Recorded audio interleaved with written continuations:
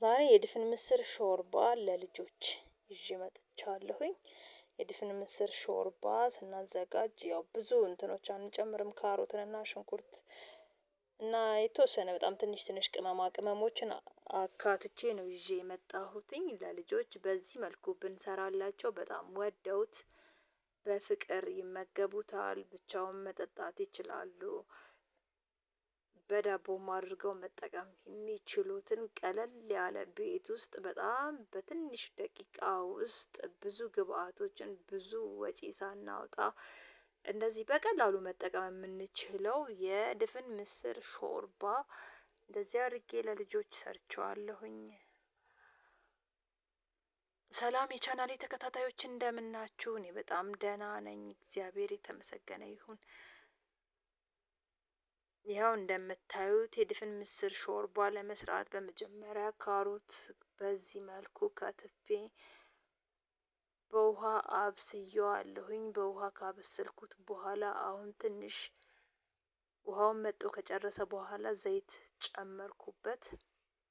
ዘይት ጨምሬበት ጥጄዋለሁኝ። ያው እዚህ ጋር ሽንኩርት አብሬ በዘይት ልጠብስ እያዘጋጀው ነው። አሁን እንደዚህ አድርጌ እያማሰልኩት እየከደንኩኝ በደንብ አድርጌ በዘይት ጠብሰዋለሁ ማለት ነው። በጣም ትንሳኤ ለልጆች በጣም በስሎ ለማኘክ እንዳይከብዳቸው ቀለል አድርጌ አዘጋጀዋለሁ። እኔ ለልጄ ነው ያዘጋጀሁት እንደዚህ አድርጌ።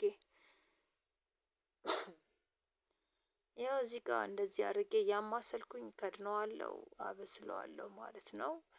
በዘይት ስንጠብሰው ደግሞ የበለጠ በጣም ደስ የሚል ቴስት ይኖረዋል። እርድ ጨምሬበታለሁ። እርዱን ጨምሬ ደግሞ አማስለዋለሁ። ለተወሰኑ ሰከንዶች መብሰል ይኖርበታል በዘይት ሲያኝኩት አልታኘክ ብሏቸው እንትን እንዳይሉ። እነሱ ደግሞ ልጆች ደግሞ የማይታኘክ ነገር ትዕግስት የላቸውም፣ ማኘክ አይፈልጉም። ስለዚህ በጣም በስሎ በቀላሉ እንትን የሚልላቸው ነገር ነው የሚፈልጉት። እዚህ ጋር ትንሽዬ ቆንጆ በርበሬና ሮዝመሪ የተፈጨ አንድ ላይ ጨምሬበት አለሁኝ። እሱንም ጨምሬ አማስለዋለሁ የተወሰነ ካሮት ውስጥ ገብቶ ቴስቱን እንዲያጣፍጠው። ነጭ ሽንኩርት የተፈጨ ነጭ ሽንኩርት ጨምሬበታለሁ። እንደምታዩት በዘይት ነው እየጠበስኩኝ ያለሁት።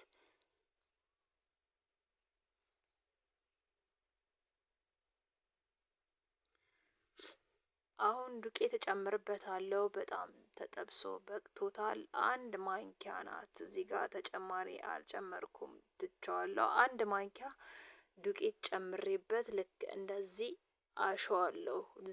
ዱቄቱ መጠበስ ስላለበት አብሬ ከካሮቱ ጋር አንድ ላይ ሳሸው ካሮቱን በዛው እየማሟና በጣም እየበሰለ እና ቴስቱ በዘይትና በዱቄት ሲጠበስ በቃ የበለጠ በጣም ጣፋጭ እየሆነ ይሄዳል ማለት ነው። እዚህ ጋር ጠብሼው ጨርሻለሁኝ። ድፍን ምስሬን እየጨመርኩ፣ ድፍን ምስሩ ደግሞ በጣም ከመጠን በላይ በስሏል። ያው ለልጆች ስለሆነ መብሰል ስላለበት በደንብ በስሏል ማለት ነው። በደንብ አብስዬ ነው የጨመርኩት። እዚህ ጋር መከላለስ ነው፣ ሌላ መጠባበስ የለም። የተቀቀለ ያበቃለት ነገር ስለሆነ ከላልሻለሁኝ እንዲጣፍጣቸው በሚል ትንሽዬ ክኖር ጨምሬያለሁ። እንደዚህ እየከደንኩኝ እስኪ በስል ድረስ ቼክ እያደረኩት